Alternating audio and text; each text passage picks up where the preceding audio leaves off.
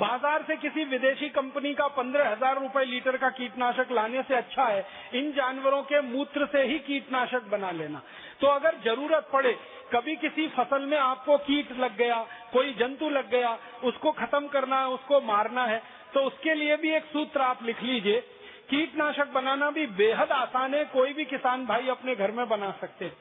कीटनाशक बनाने के लिए क्या करना पड़ता है, 1 एकड़ खेत के लिए अगर कीटनाशक तैयार करना है तो 20 लीटर जानवरों का मूत्र चाहिए, चाहे तो गाय का, चाहे तो बैल का, चाहे तो भैंस का। 20 लीटर 20 लीटर मूत्र में लगभग 2.5 किलो, आधा किलो प्लस माइनस हो सकता है, 2.5 किलो से 3 किलो हो सकता है, 2.5 किलो का 2 किलो भी हो सकता है, तो आधा किलो प्लस माइनस रख के बोल रहा हूँ। लगभग 2.5 किलो, 2 किलो 500 ग्राम नीम की पत्ती को पीसकर उसकी चटनी मिलाइए 20 लीटर मूत्र में।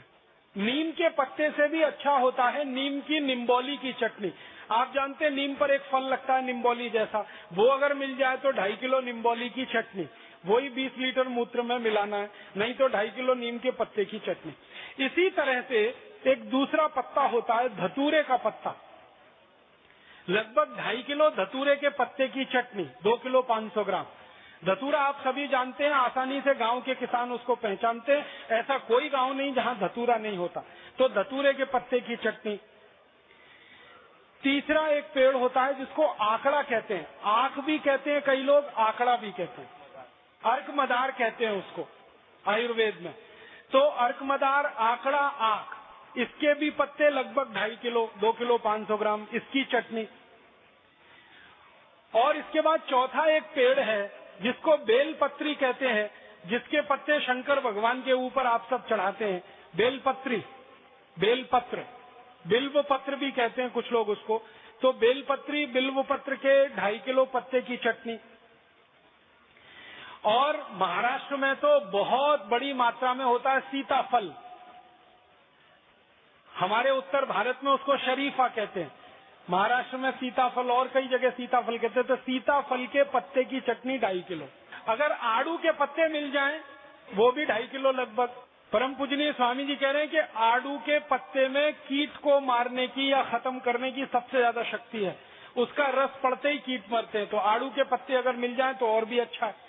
तो ये 5-6 तरह के पेड़ों के पत्ते आप ले लो, 2.5 किलो, इनको पीसकर 20 लीटर जानवरों के मूत्र में डालकर उबालना है, गर्म करना है।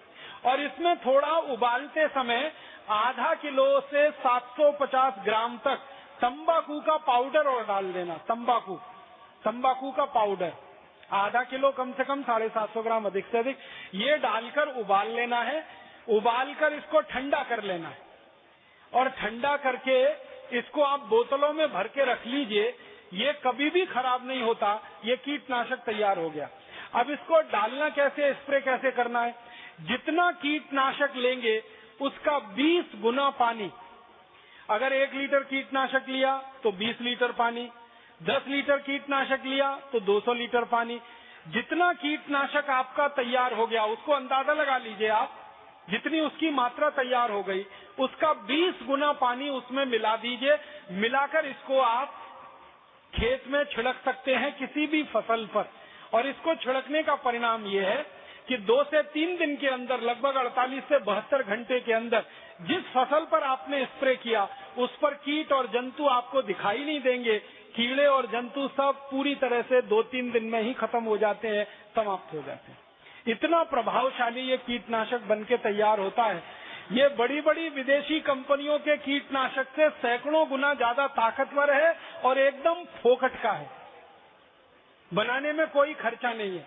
जानवरों का मूत्र मुफ्त में मिल जाता है, आपको नीम के पत्ते मुफ्त में मिल जाएंगे, निम्बोली मुफ्त में मिल जाएगी, आकड़ा के पत्ते मुफ्त में मिल जाएंगे, आड़ू के पत्ते, सब तरह के पत्ते मुफ्त में हर गांव में उपलब्ध हैं। तो ये आप कीटनाशक के रूप में, जंतुनाशक के रूप में इसको इस्तेमाल करिए। और तीसरी एक जानकारी और देना चाहता हूँ, अच्छी उत्पादन और फसल लेने के लिए जो बीज आप खेत में डालते हैं उस बीज को पहले संस्कारित करिए, फिर मिट्टी में डालिए। बीज संस्कार करने के लिए एक छोटा सा सूत्र और बताना चाहता हूँ, जिसमें बीज को डुबोकर रखिए फिर खेत में डालिए। मान लीजिए आपको गेहूं का बीज लगाना है, मान लीजिए बाजरी का बीज लगाना है या मक्की का बीज लगाना है, तो बीज ले लीजिए 1 किलो।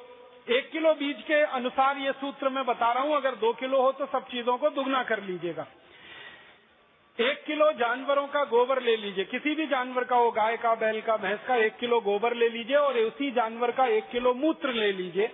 गोबर और मूत्र को आपस में मिला दीजिए। फिर इसमें 100 ग्राम कलई चूना मिलाना है। कलई चूना आप समझते हैं जिससे पुताई करते, चूने का पत्थर बाजार में आता है।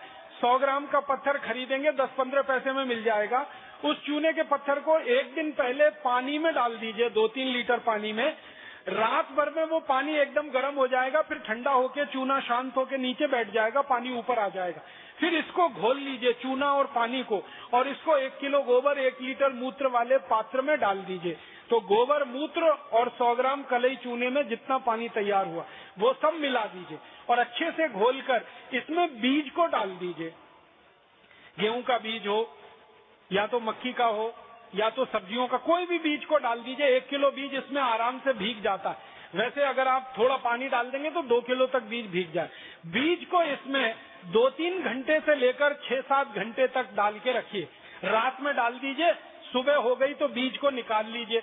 निकालकर इस बीज को छांव में सुखा दीजिए और छांव में सुखाने के बाद ये बीज को आप खेत की मिट्टी में लगा दीजिए।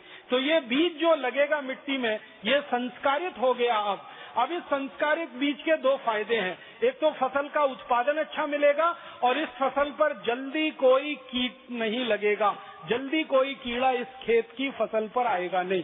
तो कीटनाशक, जंतुनाशक से आपको मुक्ति मिल गई और फसल का उत्पादन भी अच्छा हो गया। तो बीज संस्कार करने का एक सूत्र है, कीटनाशक बनाने का एक सूत्र है और खाद बनाने का एक सूत्र है। इन 3 सूत्रों का भरपूर प्रयोग आप अपने खेत में करिए और अपने किसान मित्रों को, किसान भाइयों को ज्यादा से ज्यादा इसको बताइए। मेरा आपसे एक छोटा सा निवेदन है कि अगर आप में से कोई किसान भाई बहन है तो इस वर्ष अपने खेत के कम से कम 1 एकड़ में ये करके देखिए।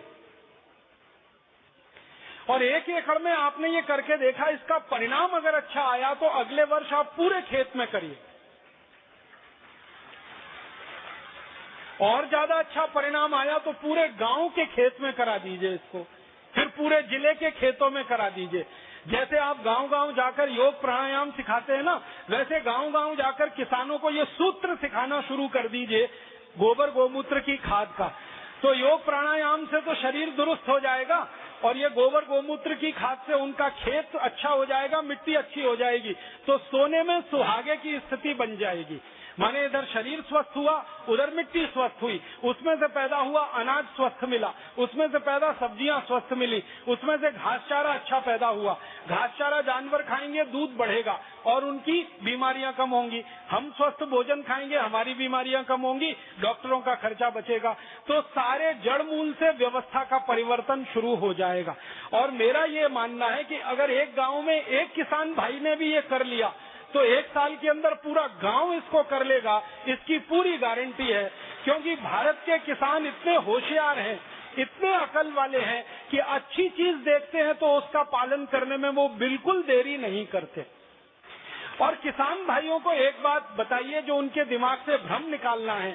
भारत के आधुनिक कृषि वैज्ञानिकों ने एक भ्रम किसानों के मन में डाल दिया है, वो भ्रम आप निकालिए। किसानों को ये समझाइए कि फसल का अच्छे से अच्छा उत्पादन सूरज की पड़ने वाली धूप से तय होता है, ना किसी दूसरी चीज से।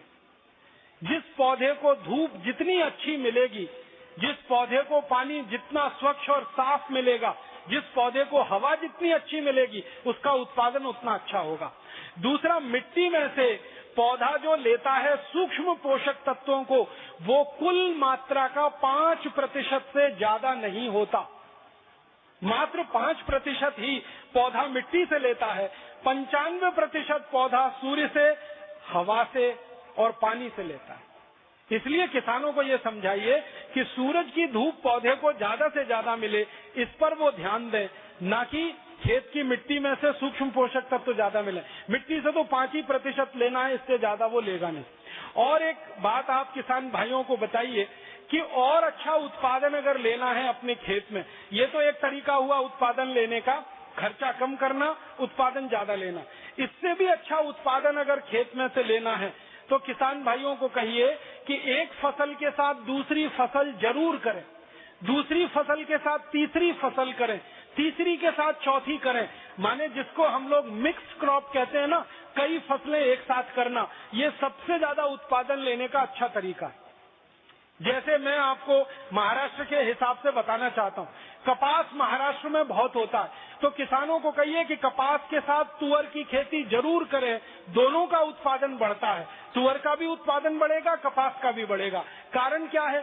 कपास मिट्टी में से जिस सूक्ष्म पोषक तत्व को ज्यादा लेता है, तुअर उसी सूक्ष्म पोषक तत्व को मिट्टी को ज्यादा देती है। कपास की अच्छी फसल होने के लिए नाइट्रोजन ज्यादा चाहिए, और तुअर का जो जड़ होता है वो सबसे ज्यादा नाइट्रोजन फिक्स करता है मिट्टी में। तो तुअर को कपास के साथ लेना शुरू करें, दोनों का उत्पादन बढ़ेगा। इसी तरह से गेहूं के साथ ऐसी दूसरी कई सारी फसलें हैं जो हमारे किसान कर सकते हैं। जैसे गेहूं के साथ सरसों बहुत अच्छे से होता है, सरसों का भी उत्पादन ज्यादा मिलता है, गेहूं का उत्पादन भी ज्यादा मिलता है। और मेरे से ज्यादा ये बात तो किसान जानते हैं, सैकड़ों साल से वो खेती कर रहे हैं। उनको कहिए कि 50 साल पहले आप जो जो फसलें एक दूसरे के साथ मिक्स करके करते थे वो सब शुरू कर दीजिए, तो सबसे ज्यादा उत्पादन उसी में मिलता है और मिट्टी का सुधार सबसे ज्यादा उसी में होता है। मैंने यहाँ उत्तराखंड में देखा है और हिमाचल में देखा है, बहुत सारे किसान भाई एक साथ एक ही खेत में 7 फसल लगाते, 7 फसल लगाते, और हर फसल ज्यादा होती है उनकी, और ये काम वो सैकड़ों साल से करते चले आ रहे हैं। तो इसी तरह के किसान भाई हमारे पूरे भारत देश में एक साथ कई फसलें लगाएंगे अपने खेत में, तो उससे उनको बहुत लाभ होने वाला है। और एक भ्रम हमारे किसानों का दूर हो जाए तो बहुत ही अच्छा है। किसानों को निवेदन ये करना है कि ये गोबर गोमूत्र का जो खाद हम खेत में डालेंगे, इस खाद की मदद से पानी बहुत कम खेत को लगता है। मैं एक उदाहरण से समझाता हूँ। अगर यूरिया डीएपी से गेहूं की खेती करें तो कम से कम पूरी खेती को करने में 5 से 6 बार पानी देना पड़ता है, लेकिन गोबर और गोमूत्र से गेहूं की खेती करें तो 3 बार और 2 बार पानी देने में ही बहुत अच्छी भरपूर खेती हो जाती है। माने पानी का उपयोग भी कम होता जाता है। और ये बात ध्यान देने की है कि गोबर गोमूत्र का उपयोग करके जब आप खेती कर रहे हैं तो खेत में आपको हमेशा पानी भरा रहे इसकी कोई जरूरत नहीं है। मिट्टी खाली खेत की गीली होती रहे, मिट्टी में खाली नमी बनी रहे, अगर इतने ही पानी का आप उपयोग करेंगे तो भी फसल बहुत अच्छी आती है। अक्सर हमारे किसान भाई क्या करते हैं, खेत में पानी भर के 2-3 दिन छोड़ देते हैं। गोबर गोमूत्र की खेती में खेत में पानी भर के रखने की जरूरत ही नहीं है। थोड़ा सा पानी जो मिट्टी को भिगा दे, इतना ही फसल के लिए पर्याप्त है।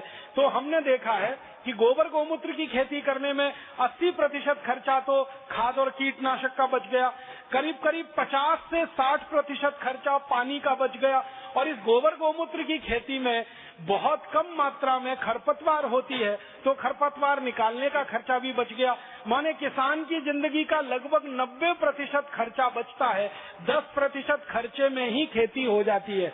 और मैं आपको गणित से ये बताना चाहता हूँ कि कोई भी किसान भाई गोबर गोमूत्र की खेती अगर करेंगे अपने खेत में, तो 100 रुपए आप लागत में लगाएंगे तो 1000 रुपए का उत्पादन आपको मिल जाएगा।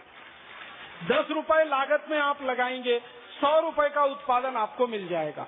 10,000 रुपए अगर आपने लागत के रूप में लगा दिए, 1 लाख रुपए का उत्पादन बड़े आराम से मिल जाएगा।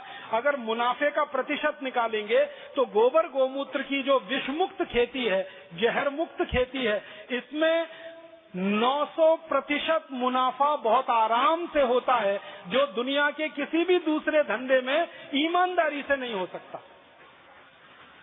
आप कोई भी व्यापार करें, किसी भी व्यापार में ईमानदारी से 900% मुनाफा आप नहीं कमा सकते, बेईमानी से तो हजारों प्रतिशत कमा सकते हैं।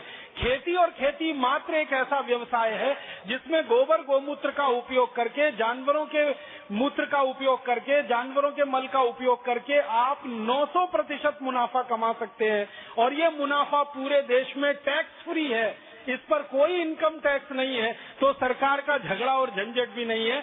मैं तो आप सब लोगों को एक विनती ये करूंगा कि अगर आपके घर में थोड़ा भी पैसा है अतिरिक्त रूप से, थोड़ा भी पैसा अतिरिक्त रूप से है, भले आपने गहने खरीद के रखे हो, भले किसी कंपनी के शेयर खरीद के रखे हो, भले आपने बॉन्ड्स में पैसा लगा रखा हो, वो सब निकाल लीजिए। जितना जल्दी हो खेत खरीद लीजिए, 1 एकड़ ले लीजिए, 2 एकड़ ले लीजिए, 5 एकड़ ले लीजिए और गोबर गोमूत्र की खेती पर आ जाइए। भविष्य आपका ही है, क्योंकि आने वाले समय में हजारों आरोग्य केंद्र खुलेंगे, वहाँ गोबर गोमूत्र का गेहूं, चावल, चना, दाल, सब्जियां उपलब्ध होंगी। तो ये केंद्र तो खुल जाएंगे बहुत जल्दी, लेकिन पैदा करने वाले कहाँ से आएंगे? वो आप में से ही तैयार होंगे, तभी उनकी पूर्ति हो पाएगी। तो आप उत्पादन करना शुरू कर दीजिए। परम पूजनीय स्वामी जी के आशीर्वाद से ये केंद्र जो चलेंगे वो बिक्री करना शुरू कर देंगे। उत्पादन आप करें, बिक्री पतंजलि योगपीठ या भारत स्वाभिमान की तरफ से हो तो उत्पादक और विक्रेता दोनों एक दूसरे के बंधन में ऐसे बंधे कि दुनिया की कोई ताकत हमें न तोड़ सके। और हम जो विश्व विजय के अभियान पर निकले हैं, अपने अभियान को पूरी तरह से सफल कर पाए।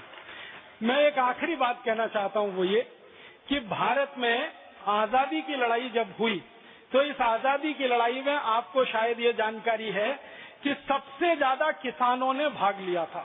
1857 की क्रांति रही हो, 1905 का स्वदेशी आंदोलन रहा हो, 1942 का भारत छोड़ो आंदोलन रहा हो या 1930 का नमक सत्याग्रह रहा हो, जितने भी आंदोलन भारत में हुए सब में किसानों ने आगेवानी की, माने वो अगुवाई में थे, माने वो लीडरशिप में थे। और सभी आंदोलनों को सबसे ज्यादा आर्थिक मदद किसानों की तरफ से हुई। दूसरे नंबर पर व्यापारियों ने मदद की, उद्योगपतियों ने मदद की। तो किसानों ने, कारीगरों ने और व्यापारियों ने मदद की तो सारे देश में सैकड़ों करोड़ रुपए खर्च करके आंदोलन हुआ। आजादी के आंदोलन के बारे में एक अनुमान है कि 480 करोड़ रुपए खर्च हुआ था उस समय 1857 की लड़ाई में। इसमें से अधिकांश पैसा किसानों ने दिया था, फिर कारीगरों ने और व्यापारियों ने दिया था। तो किसानों ने पैसा दिया कैसे? उनके पास पैसा था इसलिए उन्होंने दिया। किसानों के पास पैसा कहाँ से आया? उस समय खेती में उत्पादन बहुत अच्छा था। अंग्रेजों के आंकड़े बताते हैं कि सन 1840 तक इस देश में 1 एकड़ खेत में 56 क्विंटल धान पैदा होता था। पश्चिम महाराष्ट्र के दस्तावेज हैं, कोल्हापुर, सांगली, सतारा के आसपास के इलाके में 1840 में 1 एकड़ में 120 मीट्रिक टन ऊस उत्पन्न होता था। पश्चिम महाराष्ट्र के आंकड़े हैं, पुराने दस्तावेज बताते हैं, अभिलेखागार में, आर्काइव्स में है, वो बताते हैं कि 1 एकड़ में 12 से 15 क्विंटल कपास आराम से उत्पन्न होती थी। अब 56 क्विंटल धान, 120 मीट्रिक टन गन्ने का उत्पादन, ऊस का उत्पादन, 12 से 15 क्विंटल कपास, भरपूर उत्पादन होता था किसानों के खेत में। और उस उत्पादन का कारण ही ये था कि किसान सबसे ज्यादा गोबर और मूत्र से खेती करते थे, जानवरों के मूत्र और गोबर का इस्तेमाल करते थे। तो गोबर गोमूत्र की खेती करके उस जमाने के किसान सबसे ज्यादा श्रीमंत थे। इसलिए हमारे देश में ये कहा जाता था, उत्तम खेती मध्यम बान, करे चाकरी कुकर निदान। उत्पादन भरपूर था, आमदनी भरपूर थी, और जिनके पास आमदनी बहुत होती है वही दान कर सकते हैं। भिखारी क्या दान करेगा?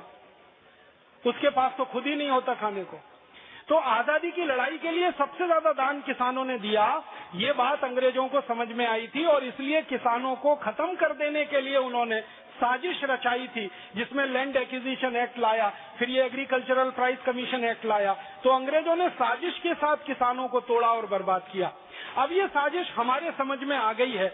अब इस साजिश को खत्म करना है, इस साजिश को बेकार करना है, इस साजिश को पूरी तरह से प्रभावहीन करना है। तो उसका एक ही तरीका है कि किसानों को वापस उस खेती पर लाया जाए जिस खेती को करके वो हजारों साल दुनिया में सबसे ज्यादा समृद्धशाली थे। और वो खेती यही है, गोबर गोमूत्र की खेती, विष मुक्त खेती, जहर मुक्त खेती। तो किसान भाइयों को तो इस तरफ आना ही पड़ेगा। आप उत्पादन करें, बाजार में उसको बेचने के लिए तंत्र तैयार हो रहा है।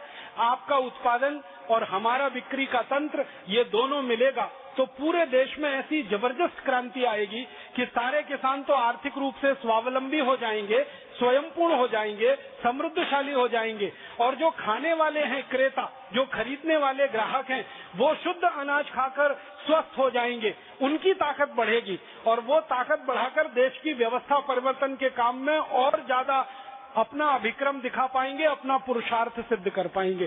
तो सबके भले में सबका भला, ऐसी स्थिति है ये विष मुक्त खेती और समृद्ध किसान की जो बात आपके सामने रखी है, इस बात में हम सब पहले अपने जीवन में थोड़ा आचरण में उतारे, खेत में एक एक एकड़ में करके देखें, जिनके पास भी खेत है, फिर अपने पड़ोसी किसानों को एक एक दो दो एकड़ में कराएं, फायदा मिले तो अगले साल पूरे खेत में गांव गांव में हो। और थोड़े दिन के बाद जिन जिन गांवों में योग प्राणायाम की कक्षाएं लगती हैं, हर उस गांव के सामने एक बोर्ड लग जाए। जैसे हरिकिशनपुरा का बोर्ड मुझे याद आता है कि ये पूरा गांव बिकाऊ है, क्योंकि हर गांव के परिवार पर 6 लाख रुपए का कर्ज है, क्योंकि जहर खेत में डाला है उसके लिए कर्ज हुआ है। तो इसका उल्टा बोर्ड लगे कि ये गांव अब समृद्धशाली है, संपत्तिवान है, इस गांव के किसी किसान पर कोई कर्ज नहीं है, यहाँ का किसान पहले रोडपति था, अब करोड़पति है, पहले कर्ज लेता था बैंक से, अब कर्ज देता है बैंक को। इसकी खेती में इतना उपजाऊपन बढ़ गया है कि सारे देश का पेट भरने की ताकत अब इस किसान में आई है। इस तरह के बोर्ड जगह जगह गाँव में लग जाएं। विष मुक्त खेती वाला गांव, जहर मुक्त खेती वाला गांव, 1 नाम, 2 नाम, 20 नाम, 50 नाम, 1000 नाम।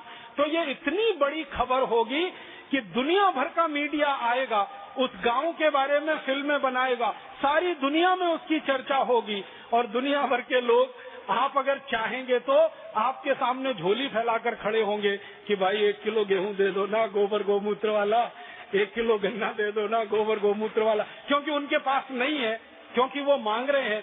हजारों अरब डॉलर का दुनिया में बाजार है ऑर्गेनिक फूड प्रोडक्ट्स का, आप जानते हैं। इस बाजार की भरपाई करना भारत की ताकत में है। लंदन में अभी एक ऑर्गेनिक फूड स्टोर में मैं गया, वहां मैंने पूछा तो वहां पता चला आलू जो है गोबर गोमूत्र का पैदा हुआ 4 पौंड का 1 किलो है और यूरिया डीएपी का 1 पौंड का 1 किलो। तो 1 पौंड का 1 किलो आलू है यूरिया डीएपी का और 4 पौंड का वही 1 किलो आलू है गोबर और गोमूत्र का। मतलब लंदन के डिपार्टमेंटल स्टोर में 4 गुना भाव तो अभी मिल रहा है आलू का। अगर सारे देश में इसी तरह के उत्पाद हम दे सकें और सारी दुनिया में उनको सप्लाई कर सके तो 4-4 गुनी कीमत डॉलर में, पौंड में, यूरो में हम लाएंगे और भारत के किसानों के खातों में डॉलर, पौंड और यूरो ही जमा कराएंगे। और डॉलर, पौंड, यूरो जैसे जैसे भारत में आएगा, भारत की इज्जत और हैसियत बढ़ती जाएगी।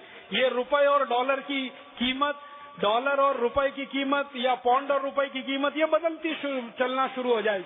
आप जानते हैं जिस मुद्रा की डिमांड ज्यादा होती है उसकी कीमत ज्यादा होती है, लेकिन सप्लाई ज्यादा हो जाए तो कीमत घट जाती है।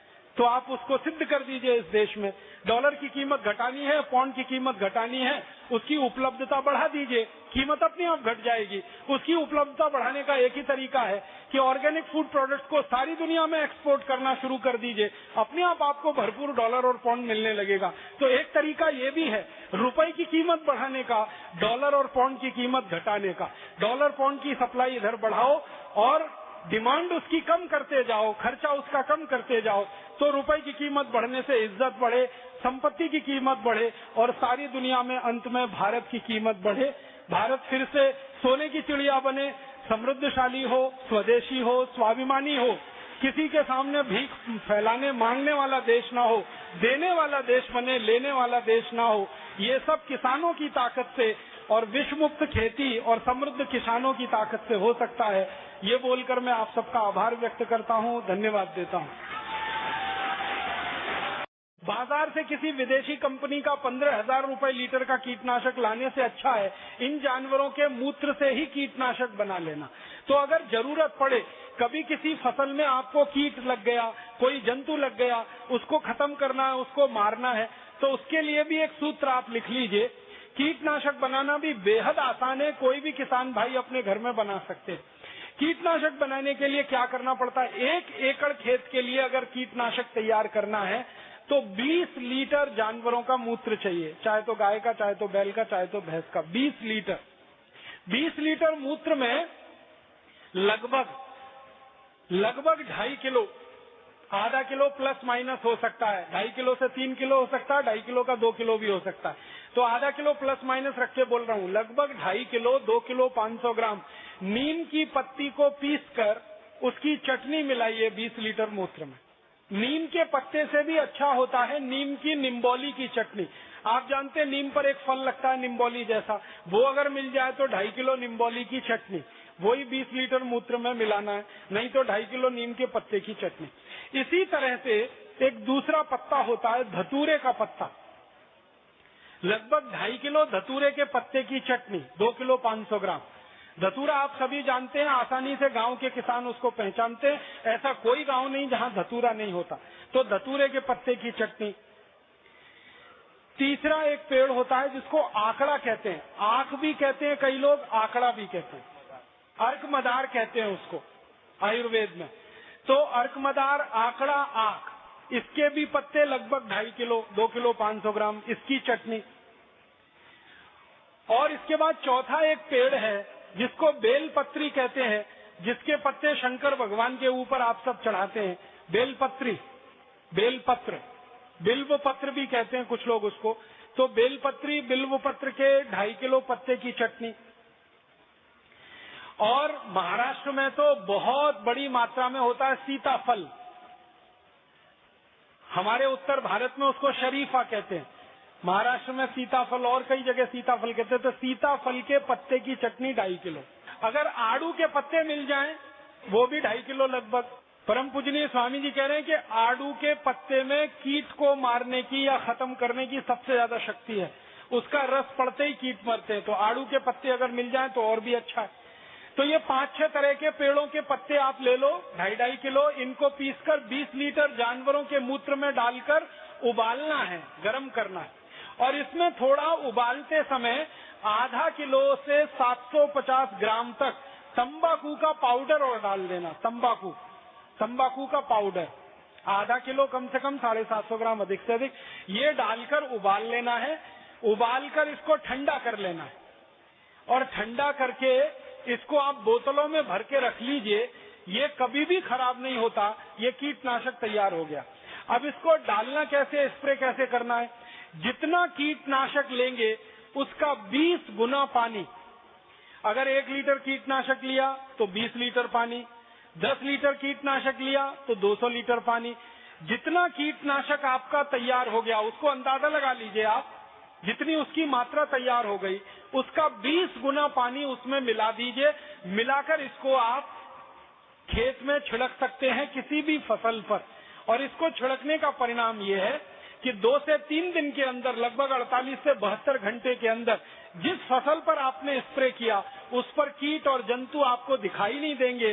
कीड़े और जंतु सब पूरी तरह से 2-3 दिन में ही खत्म हो जाते हैं, समाप्त हो जाते हैं। इतना प्रभावशाली ये कीटनाशक बनके तैयार होता है। ये बड़ी बड़ी विदेशी कंपनियों के कीटनाशक से सैकड़ों गुना ज्यादा ताकतवर है और एकदम फोकट का है।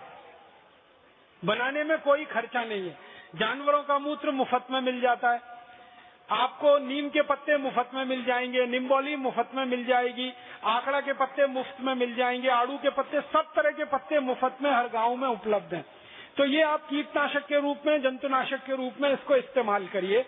और तीसरी एक जानकारी और देना चाहता हूँ, अच्छी उत्पादन और फसल लेने के लिए जो बीज आप खेत में डालते हैं उस बीज को पहले संस्कारित करिए, फिर मिट्टी में डालिए।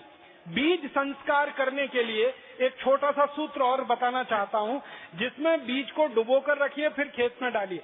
मान लीजिए आपको गेहूं का बीज लगाना है, मान लीजिए बाजरी का बीज लगाना है या मक्की का बीज लगाना है, तो बीज ले लीजिए 1 किलो।